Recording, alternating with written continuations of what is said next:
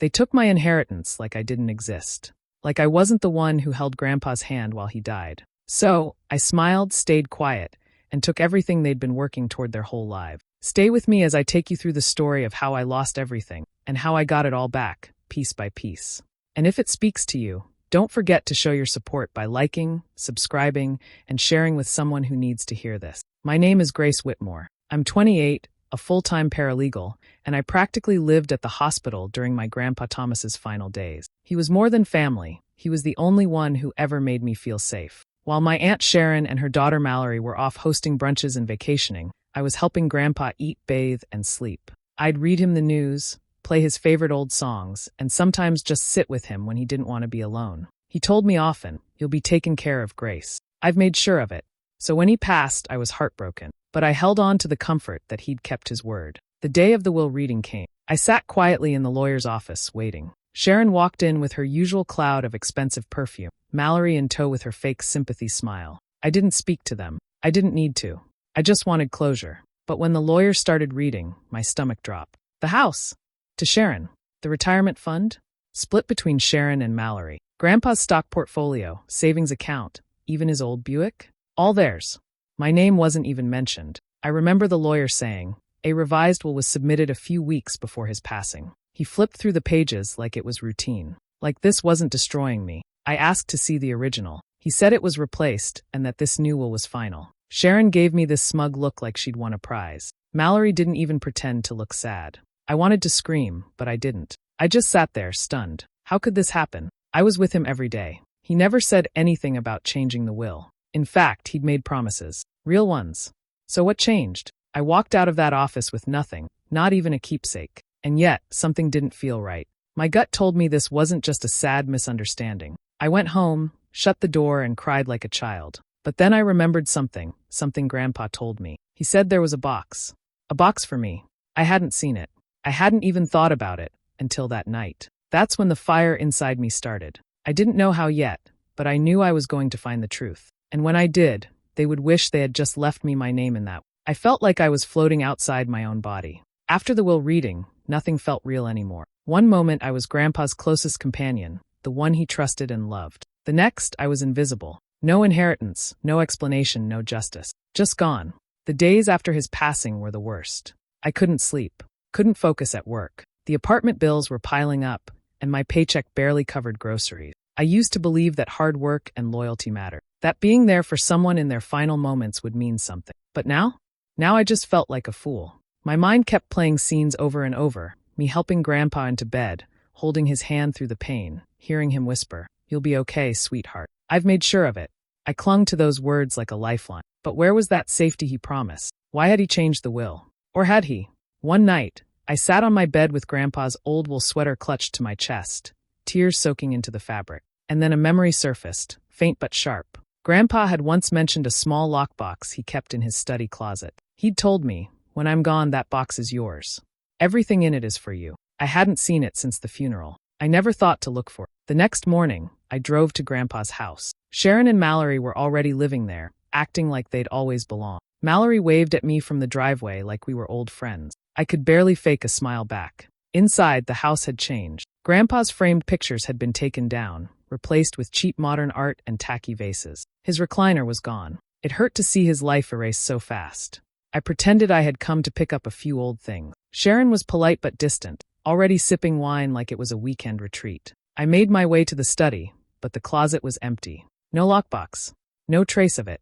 I asked about it casually, but Sharon claimed not to know what I was talking about. That's when something shifted inside me. Later that evening, I saw on Mallory's social media that they were hosting a small family celebration in honor of Grandpa's generous legacy. There were champagne glasses, catered food, and Mallory wearing a necklace that used to belong to my grandmother. I stared at the photos, shaking with rage. Grandpa had barely been gone 2 weeks, and they were already spending his money like they earned it. I started looking closer. At everything. I watched how Sharon avoided eye contact when I mentioned the will, how Mallory brushed off any talk about the final days at the hospital. I listened more than I spoke, and slowly, I started noticing cracks. Something was off. The signatures on the new will, the way it was submitted so quietly, the missing lockbox, it all felt wrong. Too perfect. Too clean.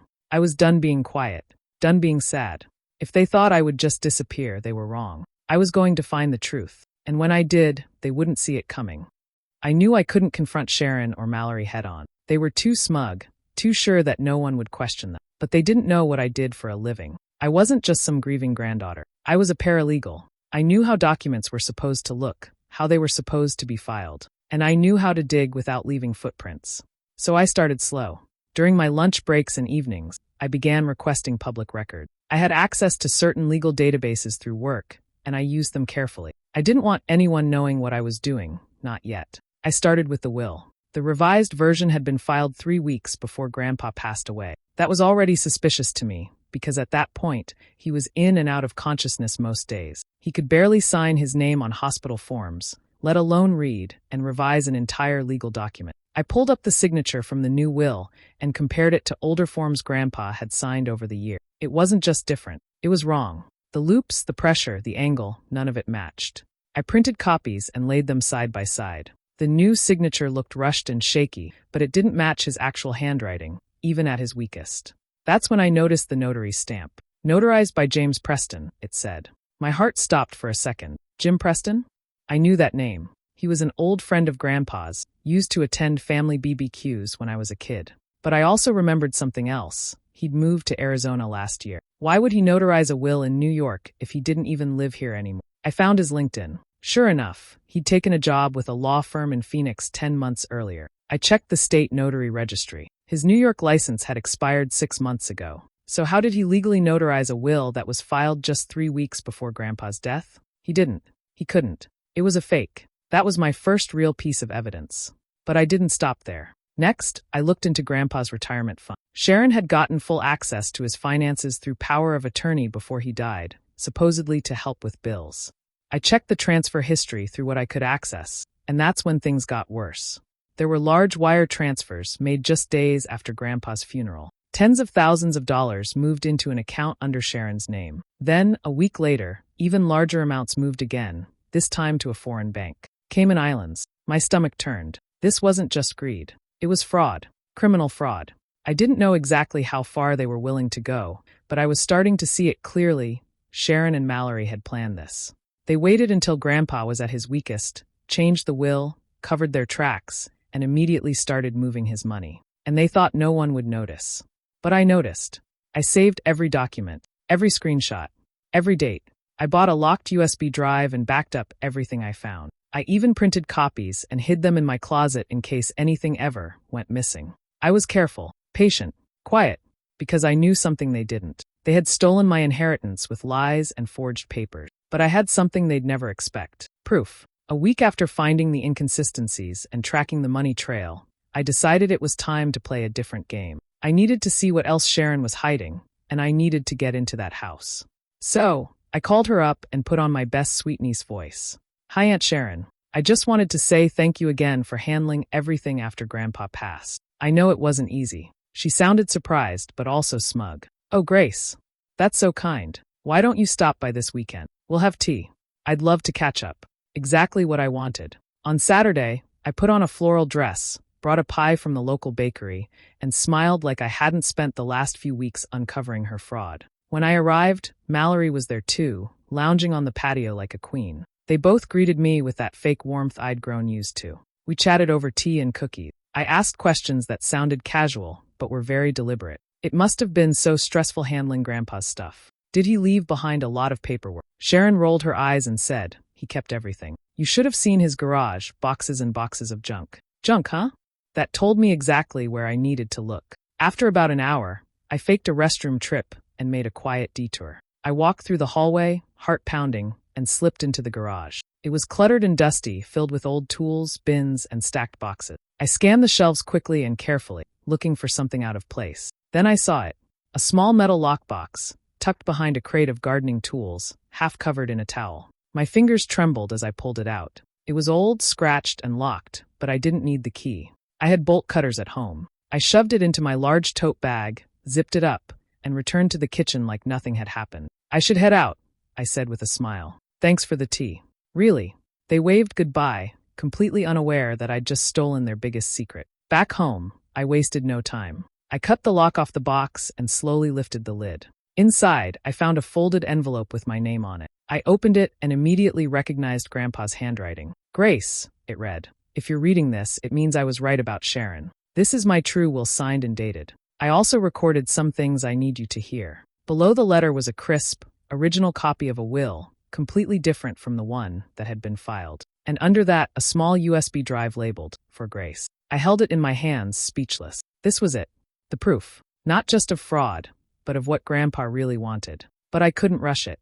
If I went to court now, Sharon could spin it, destroy it, hide behind lawyers. No, I had to be careful. I had to be smarter than her. And now, I finally had the weapon to do it. The letter from Grandpa was more than a note. It was a warning. He had known. Somehow, even in his final days, he'd sensed that Sharon might try something underhanded. The original will clearly listed me as the primary heir. The house, the savings, the car, all of it was supposed to be mine. And the USB? That hit even harder. It held audio files, recordings of Grandpa's voice. I sat alone in my apartment, listening with tears in my eyes as he spoke softly, breathing labored. "If something happens, Grace, I want you to know this was never supposed to go to Sharon. She's always had a way of twisting things, and I can't trust her. You've always been the one by my side. You're the one who deserves it." He talked about how I took care of him, how I never asked for anything, how proud he was of me. It was proof, not just of his intent, but of his love, and I knew I couldn't let what Sharon and Mallory did go unanswered. I needed help, but not just any help. Someone who knew the legal world and how to move quietly. That's when I thought of Troy Caldwell. Troy had been a senior investigator at the firm I used to intern with. He'd left to start his own freelance firm, mostly quiet corporate work, background checks, and financial digging. I called him, and after I explained everything, I emailed him the documents and the audio recordings. An hour later, he called back. "This isn't just shady, Grace," he said. "It's criminal. Forgery, financial abuse, notary fraud, possibly even identity theft. But if we go the traditional route with a lawsuit, Sharon will bury you in court delays. She has money and lawyers. You have truth, but that's not always enough. So what do I do?" I asked. "We don't fight her in court," Troy said. "Not yet. We fight her where it hurts the most, her reputation and her wallet." And just like that, our plan began. We split it into two parts.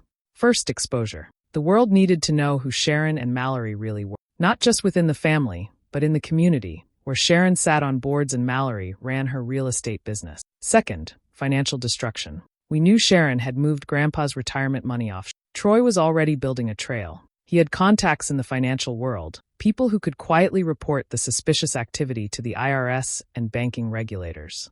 Meanwhile, I would play my part, smiling when needed, silent when expected. But every day, I worked behind the scenes, printing evidence, collecting emails, building a timeline. Every lie they told, every dollar they touched, I tracked it all. They thought they'd won. They thought I was weak. But what they didn't know was that I wasn't chasing revenge out of anger. I was chasing justice, with a calm heart and a razor-sharp plan. And soon, everything they built on Grandpa's grave would come crashing down around them. Mallory always loved attention. Social media, parties, photos in luxury homes she didn't even own. She lived for applause. After Grandpa's death, she suddenly leveled up. New designer bags, flashy jewelry, driving around in a white Tesla with sold signs in her trunk. She told anyone who asked that business was booming. What she didn't say. She was funding her luxury property flips with Grandpa's stolen retirement money. With Troy's help, I traced some of the wire transfers from Grandpa's accounts. One went straight into an LLC Mallory had recently registered, one that supposedly belonged to a silent investor. But the silent investor didn't exist. It was just Mallory moving funds to herself under a fake business name. That's when we found our first opening. Troy suggested we take a quiet approach. "You don't need to take her down all at once," he said. "You just need to plant the right crack and let the weight of her ego do the rest." We began by reviewing some of her recent house flips. One property in particular stood out. A luxury townhouse she'd boasted about online, custom finishes, she said, meticulously renovated. But when we checked city permit records, there were none. No approvals for electrical, no inspection paperwork, no contractor licenses listed. She had cut corners. Big ones. So I made an anonymous tip to local code enforcement, complete with a list of concerns about unsafe renovations and unlicensed contractors. I included screenshots of her online listings and flyers that bragged about features the home legally shouldn't have. But that was just the beginning. With Troy's help, we found one renovation file Mallory had submitted to a private lender. It included inflated cost reports with forged contractor signatures. We carefully added one more document to the mix, one that hinted at inflated values and listed materials that had never even been purchased. The lender flagged it as suspicious and sent it to their bank investigate. Within 2 weeks, things started unraveling fast. Mallory's real estate license was temporarily suspended pending investigation. Buyers backed out of deals. One of her angry clients even posted a review calling her a fraud who sold a property with mold behind the wall. Mallory, of course, was livid. She took to social media, ranting about being targeted by jealous people and threatening lawsuits. She had no idea the jealous person she was screaming about was sitting quietly at home, listening to every word with a calm, satisfied smile. She thought she was untouchable. That money and charm would protect her. But the thing about fraud is eventually it catches up. Troy and I didn't stop there. We kept watching. Mallory's phone was ringing with angry calls from investors. Her inbox flooded with refund requests. Her flashy lifestyle was falling apart, one deal at a time. And this was just phase 1. She stole from Grandpa, danced on his memory, and thought there would be no consequences. But now the spotlight she loved so much was exposing the truth. And her fall had only just begun. Sharon always acted like she had everything under control. The perfect wardrobe, the perfect smile, the perfect answers. She thought the retirement fund was invisible, hidden deep in accounts no one would ever think to question. But she didn't count on 2 things, Grandpa's trust in me, and the USB he left behind. On that drive were more than just Grandpa's voice recordings. There were files, PDFs, spreadsheets, even handwritten notes he'd scanned. Passwords, account names, old bank statements.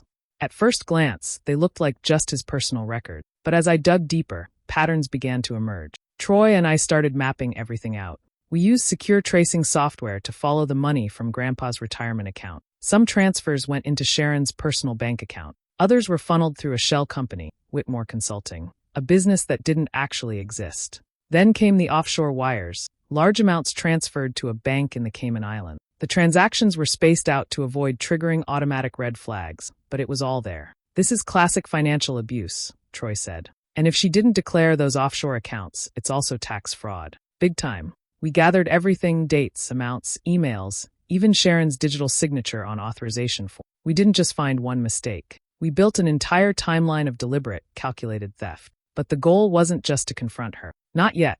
We wanted her to panic. So we printed out a clean, detailed report. Then I mailed it to 2 places, the IRS and Grandpa's former accountant, Mr. Daniel Russell. He was a quiet, no-nonsense man who handled Grandpa's finances for over 20 years. He knew his habits, his spending, his intent. I knew if he saw the report, he'd immediately recognize that something was wrong. A week later, things started to unravel. Sharon received a letter from the IRS requesting additional documentation regarding large, undeclared income. A day after that, Mr. Russell left her a voicemail asking to speak, urgently, about some inconsistencies in Grandpa's estate. I didn't need to be in the room to know what that call sounded like. Then came the audit notice. Troy intercepted word through one of his contacts.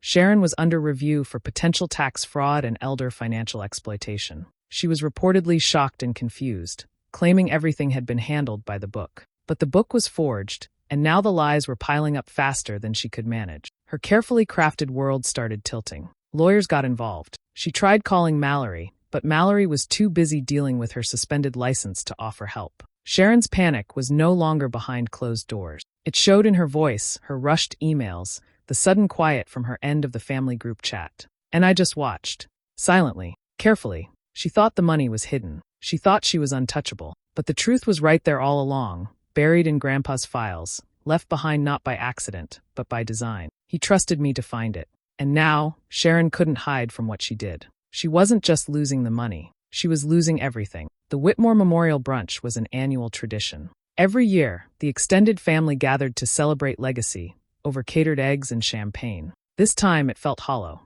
Grandpa had only been gone a few months, and yet Sharon and Mallory were hosting it like nothing had happened, like they hadn't stolen everything he left behind. I was invited, of course. Sharon sent the invitation with her usual sugar-coated words. "We'd love to have you there, Grace." Grandpa would have wanted it. Maybe she thought I'd be too hurt to show. Maybe she thought I'd be too scared. But I showed up, wearing black. I brought with me a simple leather folder. Inside, Grandpa's real will, copies of the forged one, and a printed timeline of the fraudulent money transfers. Tucked into the side pocket was a small Bluetooth speaker, fully charged. The USB was already plugged in. The brunch started as expected. Sharon greeted guests with wide smiles and hollow warmth. Mallory flitted between tables like a hostess on a game show, bragging about her real estate break and flashing the diamond earrings she bought with Grandpa's money. I stayed quiet. I greeted a few relatives. Most were surprised to see me, but they smiled and hugged me warmly. They knew how close Grandpa and I had been. Some whispered, "You doing okay, Grace?" I nodded. "Better every day," I replied. Then, right before the toast, I stood up. "I'd like to say a few words," I said. Sharon's eyes narrowed slightly, but she smiled. "Of course, dear. Go ahead." I stepped forward, calm and steady, and placed the Bluetooth speaker on the center table. I opened the folder and laid the documents out like a final hand in a poker game. "This morning, I came across something of Grandpa's that I think you all deserve to hear." And then I pressed play. His voice filled the room. Weak, raspy, but clear. "If you're hearing this, it means Grace found the box." "Good.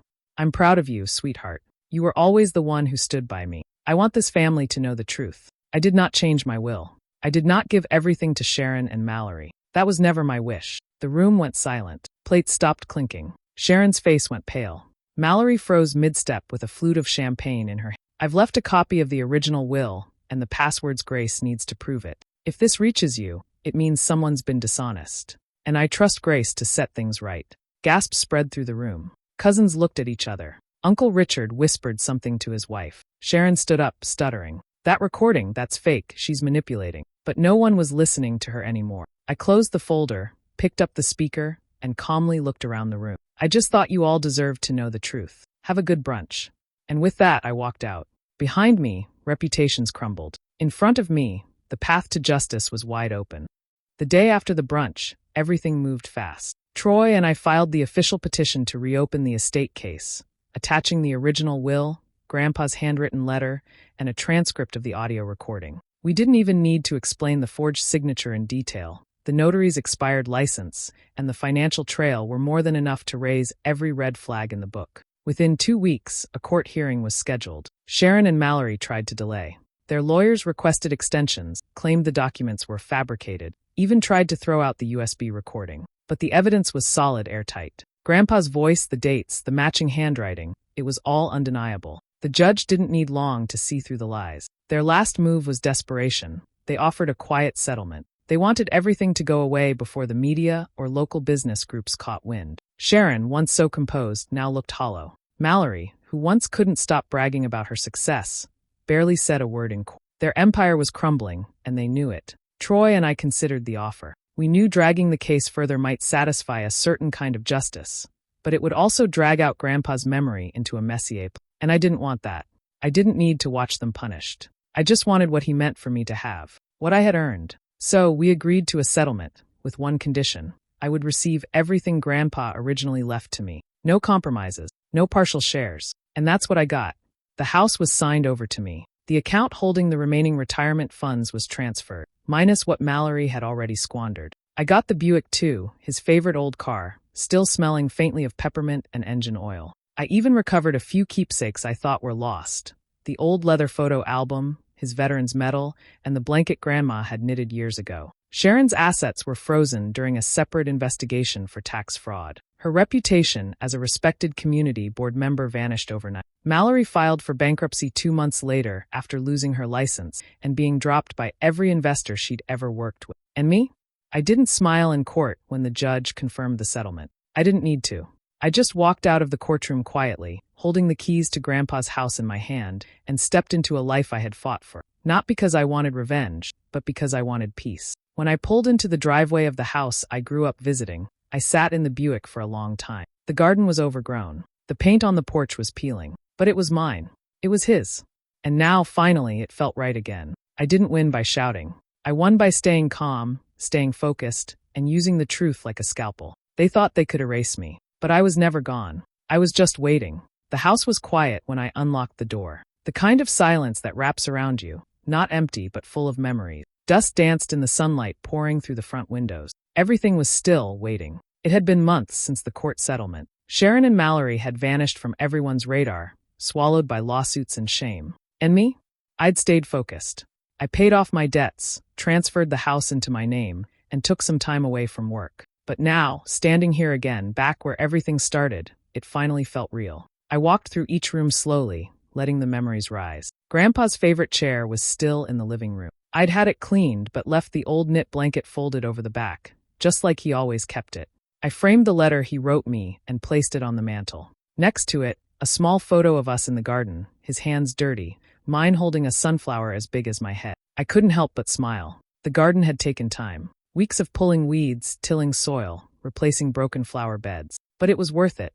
I planted the same roses Grandpa loved, added sunflowers just like he used to grow, and even rebuilt the small bench he'd sit on when he needed fresh air. It was my way of saying thank you, of keeping him close.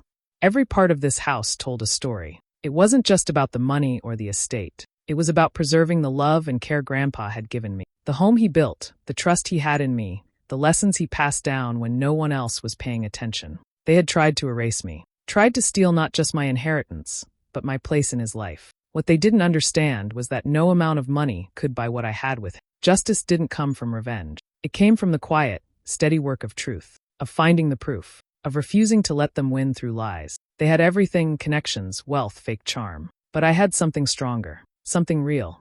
Now, they had nothing left but the memory of what they tried to take. And me? I had peace.